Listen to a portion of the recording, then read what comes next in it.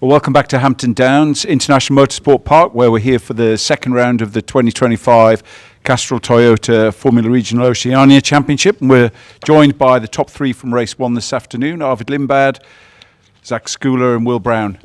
Arvid, let's start with you. A fantastic start to the race. I think by turn two you had 3 or 4 car lengths.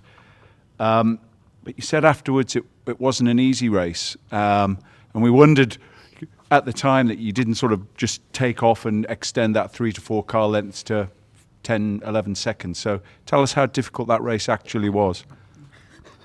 The start was good, which I'm quite happy about. Obviously, in race 3 in Taupo, made my life a bit difficult on the start. So happy the start was a good step forward. But then I made a poor decision on the setup that I requested from the team, and it just made my life difficult. So I made my race a bit challenging today. These two were on lap record pace for much of that race, and in the second half, where I think the tyres would have been an issue. Were you expecting them to make more of an attack, or did you have it under control enough that you could repel that?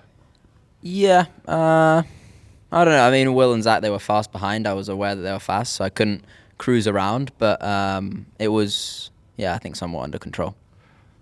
In a race like that, is the car changing a lot underneath you during the race, or again, after the race you said, look, I had to get on with what I had underneath me, but does it evolve and change during the race, the car? No. I mean, we've got pretty nice tyres. I've driven ones that are a lot more difficult than this, so it's we have very little deg, especially on this circuit as well. It's what you start with is basically what you finish with. Happy to extend your championship lead? I mean, it's very early doors, so I don't really like to talk about the championship, but obviously it's there's no better place to be in. Arvid, you've got used to the car now, and it seems, and this is more a question that I'm sure we'll hear from them, but I'd like your perspective. How important are the starts, given that it seems it's with the aero wash with this particular car, and you'll be able to compare it, you've driven many. Is that in your head that staying ahead is important because you don't want to have to be behind trying to get through? Yeah, I mean, the car is quite challenging on that side. The toe's very little, and the aero wash is quite big, which is not really what you want because it makes racing very difficult. So that's puts even more importance on qualifying and the start. So obviously nailing those two today were critical. And you described it as being between kind of F3 and F4 in terms of cars you've driven before. Are you finding a sweet spot with it? Obviously today proved it, but are you getting more comfortable with this car? Yeah, definitely. Obviously, I haven't driven much in it, so the more laps now we've done in the championship, we're quite fortunate to do a lot of testing. So getting a lot more comfortable, and I think also on the team side as well, we've made some steps forward from Taupo, which is why it's been a bit easier for me. Panna here from Panna in the Pack. Congratulations on your win and staying in front for the race. You've been very successful, not just here, but also in the free practice. Could this be a start of a winning streak for you? I mean, we have the reverse race grid tomorrow, so I think it's probably going to be done after this. But I'd like to hope so. But I think, unfortunately, with the way race 2 is, it's difficult to really get much of a streak in this format. I hope not. Yeah, I hope you don't just win everyone. Yeah. I disagree. Arvid, you've raced in F3 and F4. How do the teammates you've had there compare to the drivers here? Obviously, it's very difficult to compare because it's a different car, it's a different championship, different tracks. But I think we can see pretty clearly I'm getting pushed quite hard these last couple of weeks. So I think the level's high. Cool. All right, we'll move on to Zach. Zach, congratulations. You looked strong throughout that race. You never let Arvid get away. I know you had Will behind you as well. But is it a case of are you managing the tyres a little bit better than perhaps some of the other guys or better than you thought you would? Honestly, around here, I haven't really felt any deg. Like, at the end of the race is when everyone's doing their fastest laps around here. In testing in our race run, we didn't really have much deg. So I think it's more of a case of just making less mistakes because this track, especially through 6 and 7, it is pretty hard, it's pretty bumpy, and mistakes are pretty easy to make. Also, you have T1, which the rear can get a bit loose. So I think it's just about keeping that all under control and I was trying to keep the pressure on Arvid throughout the race. So the 3-lap records that were clocked during the race, yours, Will's and Josh's, you're going full out 100% attack, almost qualifying mode every lap, trying to get past Arvid. Yeah, no, I mean, I don't really feel like there's much need to save the tyres around here. They sort of, like, unless you're locking up, which that will obviously destroy the tyre, like, there's not really a problem with pushing every lap. You've moved into, I think, second in the points now in the championship table.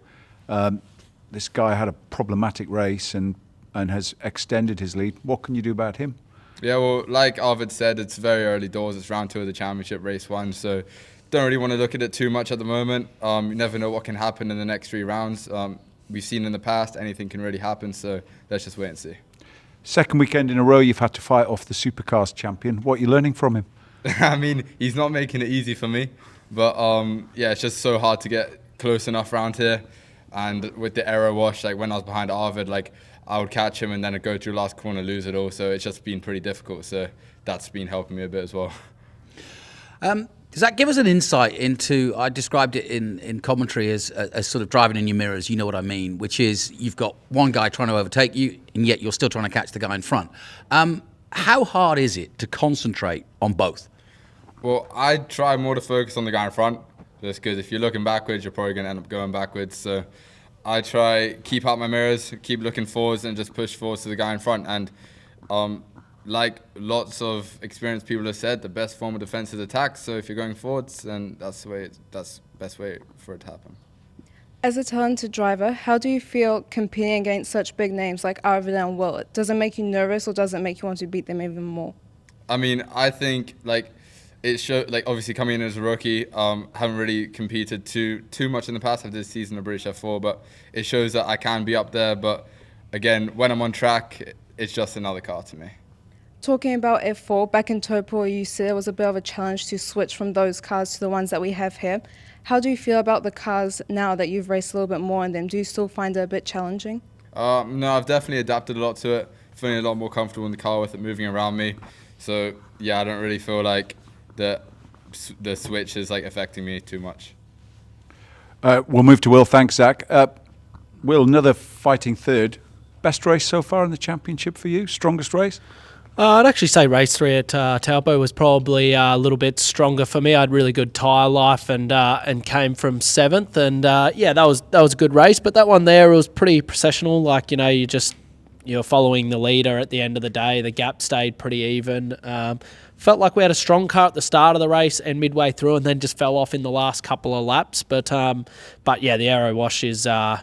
You know, I don't have that generally in what I race, but it's quite bad. You know, around the last corner, I could see that Zach would get fairly close to Arvid and then drop off there, and I had similar. So, yeah, it was still cool. It was great to run in the top 3 and have good pace, but that's all we had. So 2 of your 3 weekends in the 5-weekend championship done. I'm sort of left, and I know a few others are, with a few more questions and answers. Big question being, how well... Has it crossed your mind how well you could have gone had you had some time in a single-seater before the championship started? Yeah, I think that my inexperience in an open wheeler showed at Taupo. Like, we had pretty good pace throughout the weekend, but just didn't get the results we wanted. We got a second.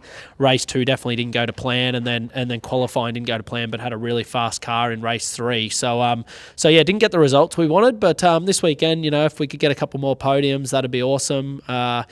Yeah, it's gone by pretty fast. I thought doing 3 weekends of this racing would be plenty, but I'd nearly like to continue and do all 5.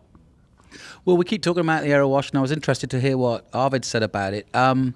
You've got 2 more races left, and you are going to be doing a reverse top 8 tomorrow, so you're going to have to try to make some passes.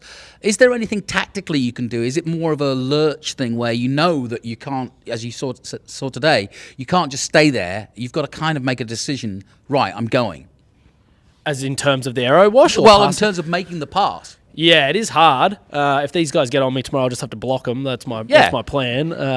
But we'll wait and see. But no, yeah, it's just hard. You know, turn 1, you get this toe up the main straight and you're thinking, oh, I'm getting close, and then you lose it all through turn one. And the hardest thing is you need to run out of the corner so you can start attacking down at the corner. You come out of turn one with aero wash and slower than them, and you just lose that down the straight. So, yeah, really around here, the only opportunity I think was, I think it's turn 8, or the right-hander was probably the only opportunity that Zach got close enough to even have a go, and sort of we all got close there. But, yeah, it's pretty hard to make a pass. It'll be interesting tomorrow in the reverse grid. That'll be the biggest thing to see how many spots, we can make up and if we can pass. As someone who's been driving for as long as yourself and in so many different categories, what's it like competing against these young drivers, and what are your goals and what do you hope for in this championship? Yeah, it's been interesting. I feel old in this championship where it's supercars I don't, but yeah, it's been interesting. For me, the biggest thing that I wanted to do, I wanted to get back in an open wheel a bit in a competitive category. So, I've said before I was watching FIF3 and thought, how do I get back in a category like that that's competitive? So, inquired about doing this. And then when I saw Arvid was announced, I thought that's a really good person to benchmark myself against in a different car to see if I can run competitively. So I was keen to hear there was a lot of Europeans, Americans, all of that coming back over. So yeah, it's just learning for me. I don't really know what I'm trying to get out of it, to be honest. Yeah, there's no real thing that I can see on the horizon as in open wheelers, but it's just for me, I think you can always learn as a driver, no matter what you're racing in. And yeah, it's just more track time. I will have done 4 events with the 12-hour before our first round of supercars and all the other guys that's sitting at home. So makes it a bit better for me. Have you had any thoughts about Indy cars, Will? Oh, I said recently, but they did an article saying Will Brown wants to race IndyCar, so I look like an idiot. But I'd do anything. Like if there was an F3 drive, anything, I would take the opportunity. Like that's always the case. But yeah, I don't really know, to be honest, if that'd ever be an opportunity. I was wondering what the subtle differences are between the cars you've previously raced, the tin tops, and the single-seater cars now. Yeah, I wouldn't say any of the differences are real subtle, to be honest. It's so much different. The supercar is such a heavy car. Obviously, it's got a roof over me as well. You got to use the clutch on down changes. It's got a gear lever, where these are, I would probably say, more of a race car. They're more refined. They've got aero, paddle shifts, open wheeler. I can see when I lock up, so that's quite nice. But yeah, there's just, I actually think it's easier to change from a supercar to this than something closer, because it's such a big difference. You have to adapt and see the changes, I guess. Well, thanks for joining us this afternoon, gentlemen. We're back tomorrow with the reverse top 8 and then the feature race tomorrow afternoon.